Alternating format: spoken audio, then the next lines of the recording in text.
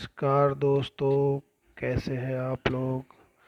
तो आज की मेरी एक नई वीडियो के साथ जिसमें मैं गैस्ट्रोइंटेस्टाइन के बारे में बताने वाला हूँ। तो आज जैसा कि आपने देखा होगा, आज का जो हमारा शीर्षक है कब्ज़। कब्ज़ अपने आप में एक बहुत बड़ी प्रॉब्लम है, बहुत सारे लोग इससे पीड़ित हैं। तो पहले हमको ये समझना है कि ये कब्ज़ होता क्या है। जब तक आप इस सिस्टम को नहीं समझेंगे तब तक आप अपनी कब्ज़ की प्रॉब्लम को ठीक नहीं कर पाएंगे। तो अगर आप देख रहे हैं, सबसे पहले जो मैं आपको फ़ोटो दिखा रहा हूँ, ये हमारा गैस्ट्रिक पार्ट की फ़ोटो है। सबसे पहले आप देख रहे हैं ईसोफेगस, जिसमें एक जगह देख रहे हैं अपर एंड लोअर स्फिंक्टर। उसके बाद नीचे होता है हमारा स्टमक। स्टमक के बाद ड्यूडेनम के बाद स्मॉल इंटेस्टाइन, फिर लार्ज इंटेस्टाइन और फिर देन बाहर। तो एक्चुअली में जो भी हम खाना खाते हैं ईसोफेगस के रास्ते हमारे पेट में जाता है। पेट में 4 से 4.5 घंटा पेट में रहता है, वहाँ पर वो एंजाइम के साथ मिलता है। ठीक है, और फिर एंजाइम के साथ अच्छी तरह से जब खाना मिल जाता है, उसका पेस्ट बन जाता है, तो फिर वो स्मॉल इंटेस्टाइन में एब्जॉर्प्शन के लिए चला जाता है। और फिर स्मॉल इंटेस्टाइन से जो पोर्टल वेंस होती हैं वो एब्जॉर्ब करके न्यूट्रिशन को लीवर तक लेके चली जाती है, जिससे हमारा बॉडी में सारा न्यूट्रिशन चला जाता है।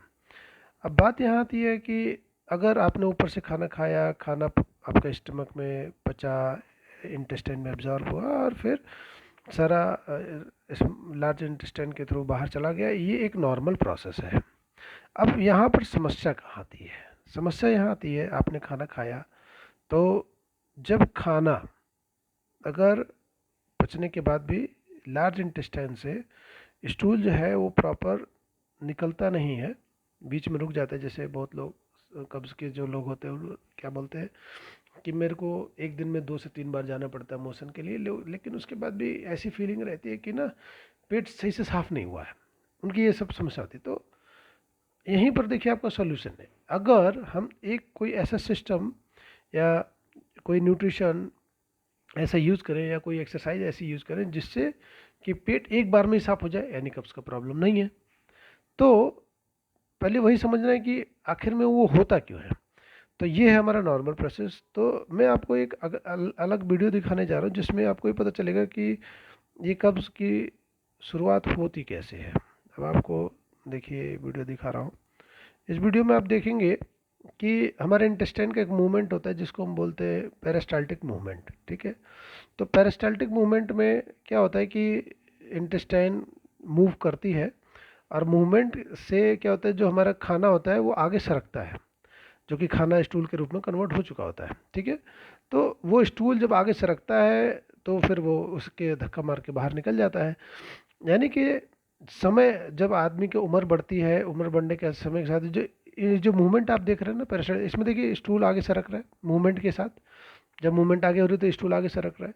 तो जब समय आदमी बढ़ता जाता है, उम्र बढ़ती जाती है, लेकिन वो अपना रेगुलर एक्सरसाइज नहीं करता जिससे मूवमेंट स्लो हो जाता है। ठीक है, फिर उसके बाद हमारे इंटेस्टाइन कुछ म्यूकस भी प्रोड्यूस करती है, जिससे क्या होता है अंदर फिसलन पैदा होती है। तो म्यूकस की वजह से स्टूल आगे सरकता है।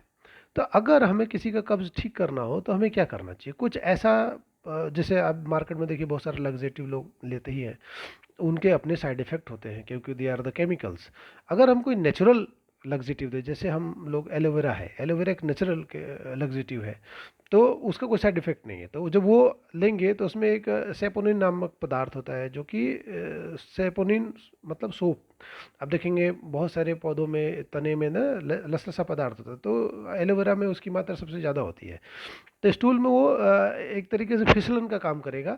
और अगर आप एक्सरसाइज सही दिशा में, जो अगर आप मेरे से बात करेंगे मैं आपको बताऊंगा कौन कौन सा एक्सरसाइज करना चाहिए जिससे इसका इंटेस्टाइन का मूवमेंट वापस आ जाए। जब ये दोनों काम एक साथ होने लगेगा तो आपको कॉन्स्टिपेशन की प्रॉब्लम नहीं रहेगी। तो लेकिन इसको सही तरीके से समझने के लिए आपको मेरे डिस्क्रिप्शन लिंक में जाइए, वहाँ पर मेरा व्हाट्सअप नंबर भी है।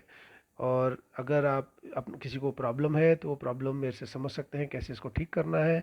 कोई इस दिशा में काम करना चाहता है मेरे साथ तो वो भी मेरे साथ उसमें जुड़ सकता है। मैं उनको सिखाऊंगा, ट्रेनिंग दूंगा कि कैसे इसको प्रॉब्लम को ठीक करते हैं, जिससे वो एक अपनी अच्छी अर्निंग भी कर सकते हैं। तो आशा करता हूँ आपको मेरी बात समझ में आई होगी। तो इसी के साथ आज की वीडियो मैं यहीं पर समाप्त करता हूँ। फिर मिलते हैं अगली वीडियो के साथ।